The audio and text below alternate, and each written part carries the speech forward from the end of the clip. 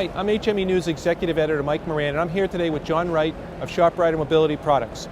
And John, the market is really shifting. You know, it's a lot different today than it was 5 years ago, and it'll probably be different in 5 years than it is today.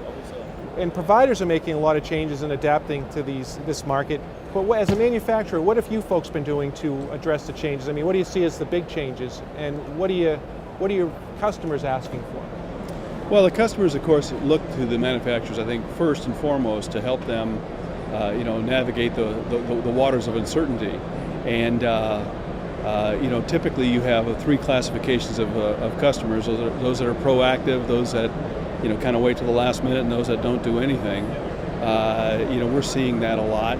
The bottom line is that most of the ones that are proactive are ahead of the game.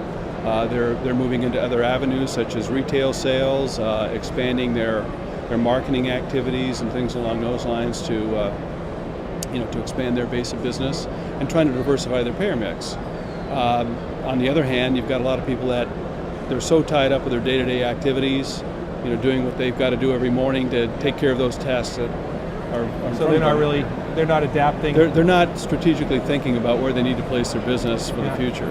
Are they mainly smaller providers who are just sort of, have to do more than other providers? I mean, does it come down to a size of being proactive or not doing anything? Surprisingly, no.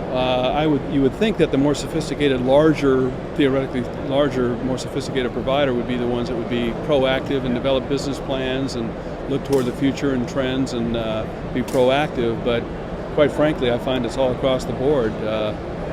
Some of the small guys, of course, just because they're multitasking, they've got 87 hats that they wear during the course of the day. Of course, they just don't have the time or don't know where to go to get the resources to make the necessary changes, things along those lines. So that's kind of where we come into play. They ask us, what can you do to help us develop our business? We're taking a look at a lot of different programs ourselves. For example, we just introduced a consumer financing program. Most providers don't even think in those terms of retail. They're thinking about what's the reimbursement, how do I get this patient qualified, prepare the paperwork and that sort of thing, and close the sale with a third-party pay type of a situation. What we're trying to do is educate them that we can actually finance the co-pays, and we can finance the total transaction or add-ons that are not reimbursed by a third-party payer. So I think the idea is for them to, if they have a particular patient, take care of that patient's full needs, some of which are going to be reimbursed by third-party payers, others are not. And so we're trying to get them to expand their thinking as far as providing a full line of services and products for those That's patients. Interesting, because as manufacturers, you're much more than just a provider of product. I mean, you can Today really help. we are, certainly. Have people been asking you for anything in particular? The first thing is lower price. Yeah, that's of course.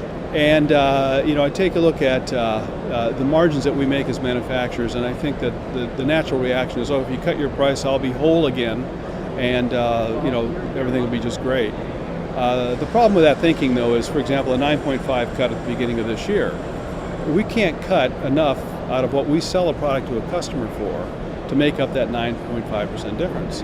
If you're taking a look at a powered chair, roughly a $4,000 cut, at 9.5%, that's $400.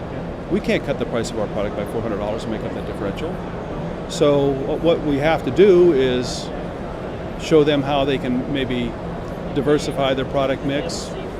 Obviously, go after the secondary, the 20% co-pays. That's the idea behind the consumer financing. We can also do the co-pay, and look for those things that they may be leaving on the table or may not have thought about in the past.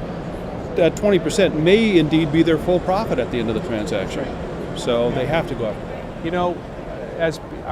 Are you folks at ShopRite doing things to take cost out of your business, your operations? Because I know that years ago, laptop computers were thousands of dollars. Now you can get a halfway decent one for $500. But I would think that with a lot of HME equipment, they won't become commodities, but over time, as manufacturers become more expertise at producing these things, they should become less expensive also. There's right? no doubt about it. I think you've already seen that to some degree, Mike, in the fact that Powered chairs in the the old K11 type product line were up in the mid-teens before, $1,500, $1,800 to the provider. Now they're sub $1,000. So we've taken a lot of cost off. For the manufacturer, the challenge is how to streamline the processes of manufacturing, common parts, things along those lines, in order to take every single thing that we can out of it. But again, we can't take enough to make up that difference in those big cuts. So you can make it easier, but you can't take it all away. Right. All right. John, thanks a lot. I really appreciate it. Not a problem. Okay. Thank you. Yeah. Bye-bye.